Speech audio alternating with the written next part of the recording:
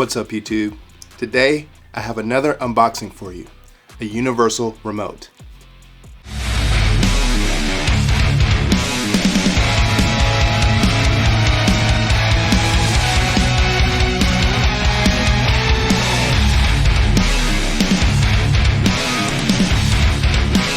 How many times have you sat down to watch a movie or a TV show or play a game only to find that you can't find the right remote or remotes?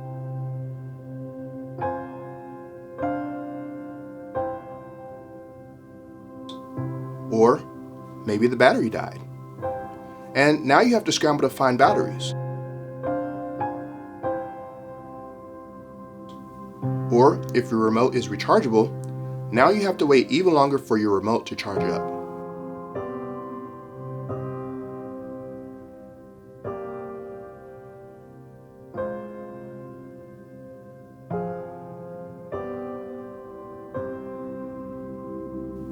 Super frustrating, right?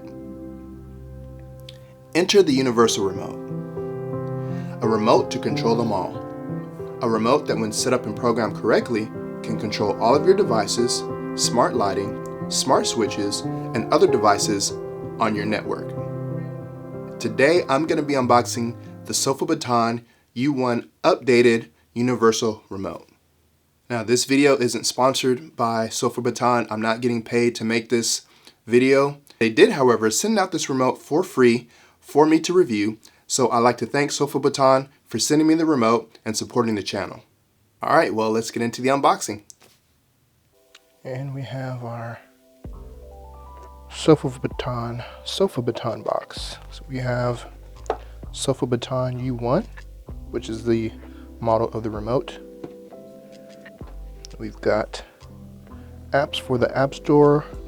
Google Play supports multiple devices, complete infrared code on the cloud, advanced OLED display, mobile app, customizable remote button, customized macro key. Alright, so it's a pretty nice box. Let's open it up.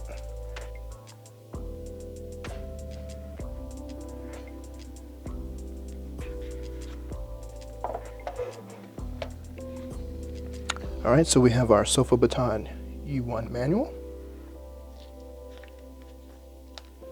And it's got a quick guide. So this looks like it has rechargeable batteries. Or no, I'm sorry, not rechargeable batteries, but it takes batteries.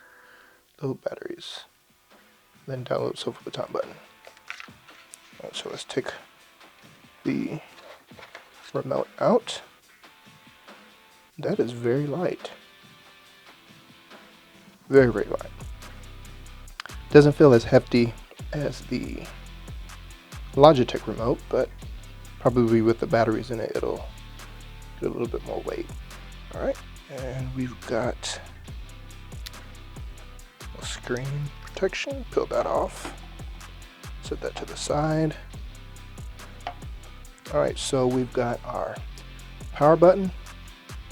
And I assume that that is a back button. Guess we'll find out later.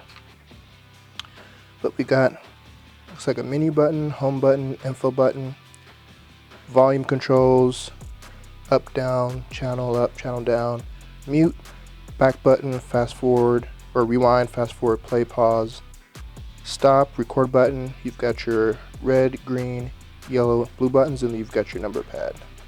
And then you have a scroll.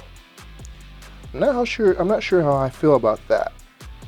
We'll see how it works, but I'm not a big person of actual scrolling, an actual scroller like a mouse on a remote. And it also seems like, I guess that's pretty good. I would prefer this to be maybe a little bit lower, like in the middle, like somewhere around here.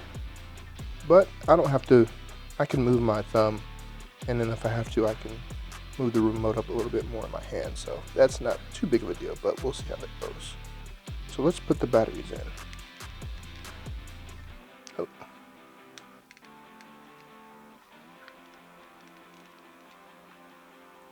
If I can get this open. Let's see.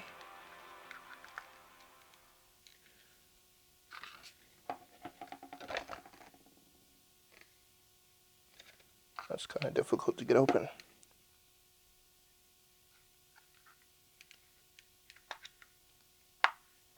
There we go. All right, so we've got our batteries.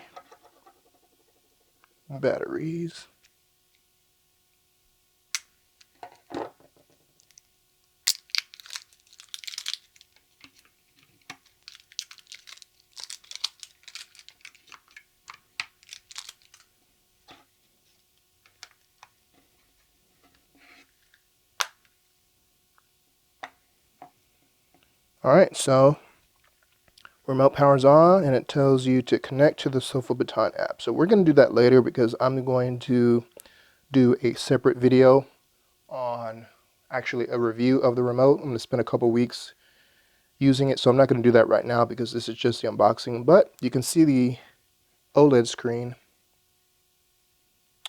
It doesn't look as nice as the Harmony screen. Now, I don't think the Harmony screen is OLED. It might be. I don't know if it's LCD, but